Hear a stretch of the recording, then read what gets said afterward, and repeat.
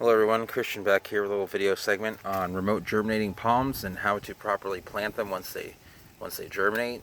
Especially we'll go through deep remote germinators, ones that put down a real deep first root, and how to get the right pot for them, and how to make it so that they grow well and you can repot them accordingly. So I got these seeds. These are Medemia argoon. It's a rare palm from the Sudan and southern Egypt. It's native to native to that area. It's related to the more common Bismarckia. And you guys might see Bismarcks planted in your area, or even at Home Depot. Even if you're up north, they do sell them as a foliage plant now. So what I did was I got these in November, the seeds. I put them in a community pot. Even though it was a little bit on the cooler side here, a number of them did germinate. And you can see here, this is where the root is. Once you get about a root that's about double that size, you want to go ahead and put them in these pots. You don't want to be yanking deep roots out of community pots, and you don't want, when you put them in a community pot, you don't want them to root into that pot, because one, it probably isn't deep enough, and if you get them tangled up, a lot of these roots are very brittle, and they don't like to be disturbed at all. So if you were to break the bottom off, normally on your average palm, it really isn't that big of a deal, but on these palms, it's a death knell. So be careful when working with these roots. They're brittle.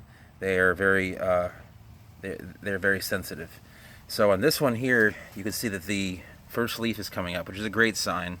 It's, finally, I think these have been in these pots for a month and a half now. So I have about 9 or 10 of these now leafing out. They're in about 75% perlite, 25% soilless mix. And the pot that I use, these pots are probably almost 10 years old and they're getting a little bit brittle. But this is called the Stewie tree pot. It's the tall one. There's actually a shorter one, which would work fine too. I actually prefer those because they're nearly as deep, but they're not. They're easier for transporting around. This thing would have done fine in the short one too, but I don't have the ability to do this two-handed because I'm just using a phone, so I don't have the ability to kind of like tip it over and show you the bottom. But roots will come out the bottom of that pot, and you want to be careful. I put these on concrete because when they put their roots out, they'll go all the way out the bottom and they'll actually just root right into the ground. So that's one thing to take note of. Make sure these things are not sitting in an area where they will just root right in, because they will do it. And then you're kind of screwed. There's a couple things you can do. You can dig them out with a shovel and kind of repot it. You can take your chances and trying to pull it out kind of like loosely, or you can put some soil around the entire plant, and that's where the plant's going to get planted. I have a couple Corypha seedlings that are sitting on the side of my house that they just rooted right into the ground. So we'll see what happens to those.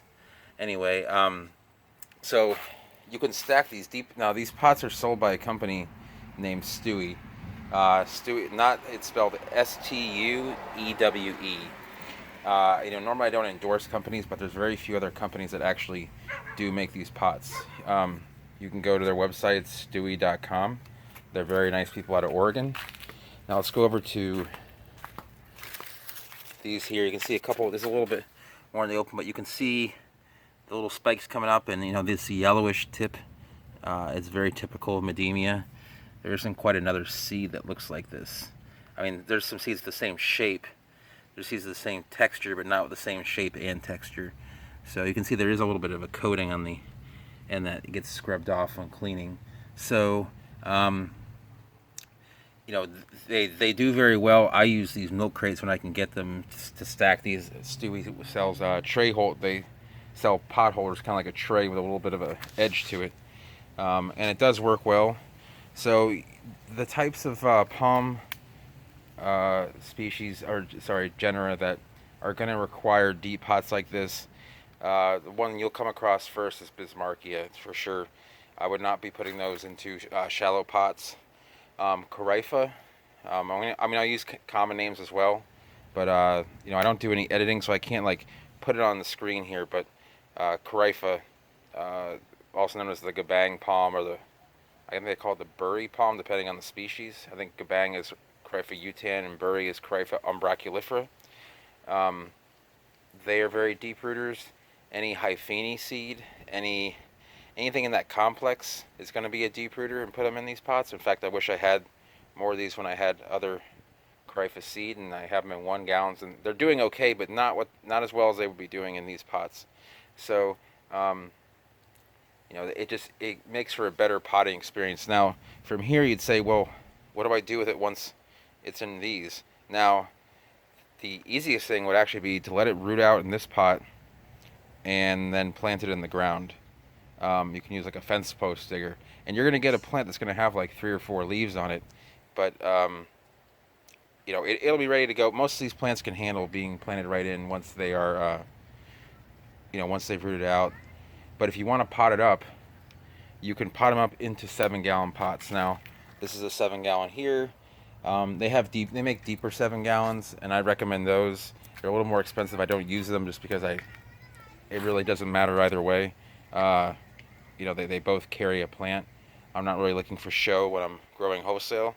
So, yeah, you know, that's really the best way to grow. Give your remote germinators a plenty of room.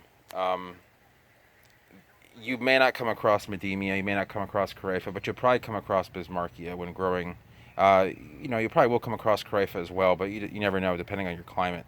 Bismarckia is so universal. It grows well here in Florida, California, you know, many parts of Southern Europe can grow it, as well as Australia and Asia. So, you know, depending on where you're watching from, you know, these deep rooting plants, they really do well with that, with these deep pots. So I just want to do a little video segment on that. Probably reiterate a few things, but anyway, if you like the video, give it a thumbs up, send me a comment if you have any questions, and subscribe if you want to see more videos. Thanks for watching, and have a nice weekend.